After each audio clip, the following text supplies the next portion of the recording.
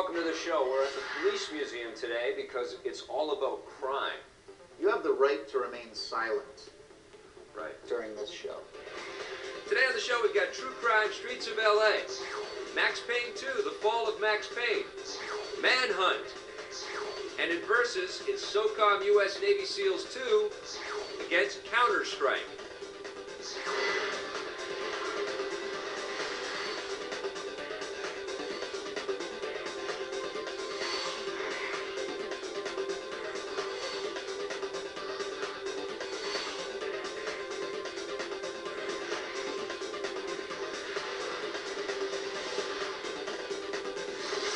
Okay, the first game that we're going to talk about is True Crime Streets of LA. We looked at this on the GameCube, but it's also available for the Xbox and the PlayStation 2. I was hoping this game was going to be True Crime Street Hookers in LA. Right. That would have been a fun game. Of course you would. You are bad news. Yeah, I knew you were the classic goody two-shoes the minute I saw you. Probably still have your communion dress neatly hung up in your closet. You've been working on your Christopher Walken impression. Here is finally a game because Christopher Walken is actually one of the cops in this game. So I'm going to hand it over to you, Vic. You know, with putting me on the spot, I'm not going to be able to do a very good job with my Christopher Walken impression. They got some really good voice talent in the game. Michael Madsen's in there, Gary Oldman's Gary in there. Oldman, my favorite actor of all time. You play a cop who's named Nick Kang, and you're embroiled in this sort of gang war that's happening. Nick Kang is played by Russell Wong, who's another voice actor in the game. As you progress through the story, you have all of these different elements of gameplay that are introduced, and all of them, although not perfect, are all quite a bit of fun.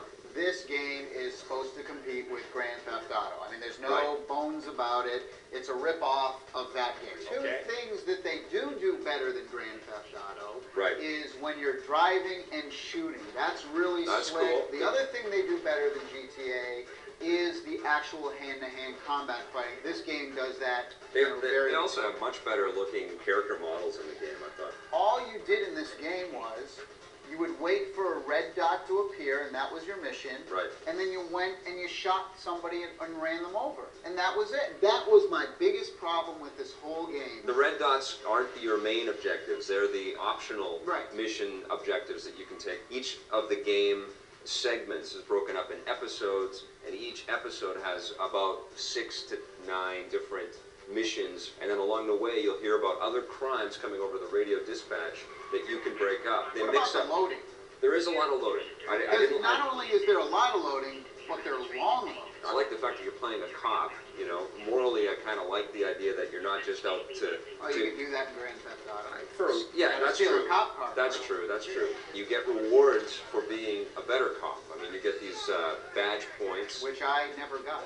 Well, never got any of those. How surprising. You also have this yin and yang symbol, which is your good cop, bad cop meter. I kind of had a problem with the whole press the Z trigger and the X trigger to, like, arrest somebody.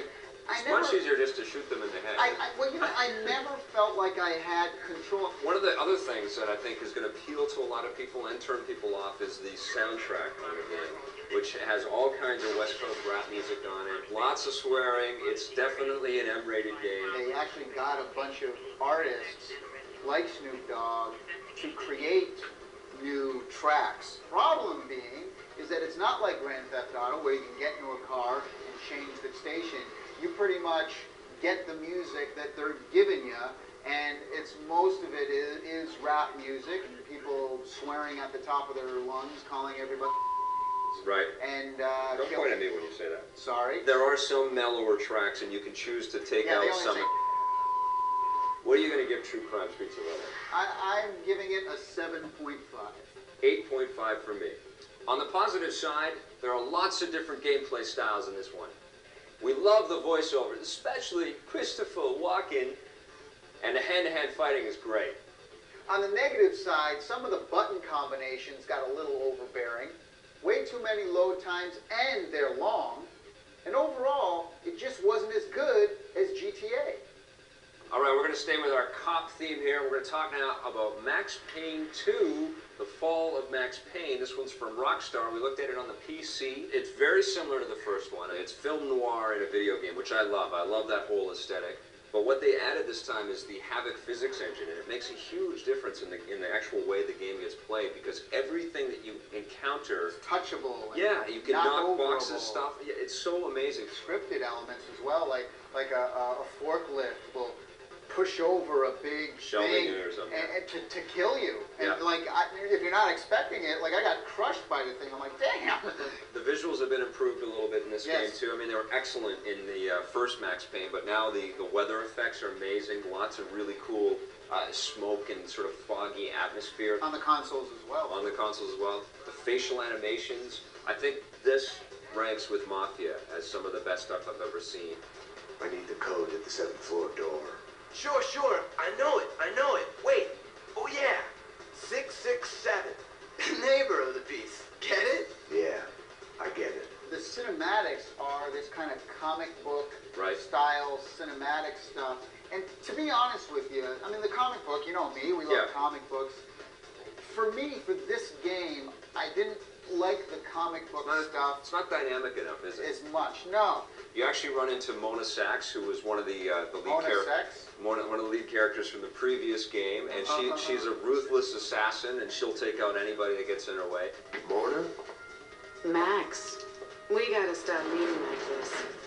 Now, the other thing that Max Payne made famous in the first game was the whole Matrix bullet time Right, it's awesome. slow-mo thing. And this game really does it, I think, the best out of all the games out there. Yes. You can hit a button, you go into slow-mo, but then you can also do dives where you're going back. I also like the new spin move that he's got as well in slow-mo, where he's reloading as he's spinning to keep shooting. So John Woo. Great control as well Yes. over the character. We've Yep. seen a lot of these games, Yeah, on Enter the Matrix being one of them, where the control screwed up the right. experience. There are also moments in the game where you have an AI teammate with you that's actually helping you. On this show, we say AI a lot. Right. I think from now on, we should just say AI, because that's what it spells.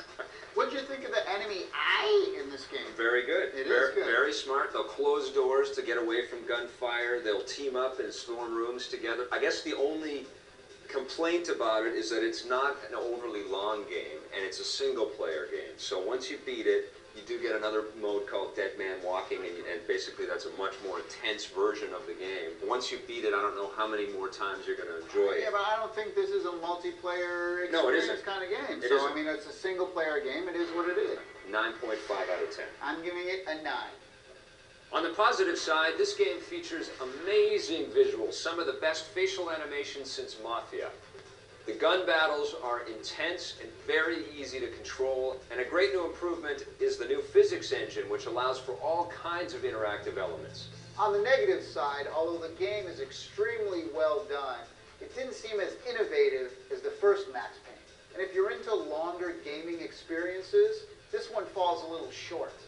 All right, we've been talking about cop games. When we come back, we're going to be talking about criminals in Manhunt. And I'm going to do my Elvis Jailhouse Rock impression.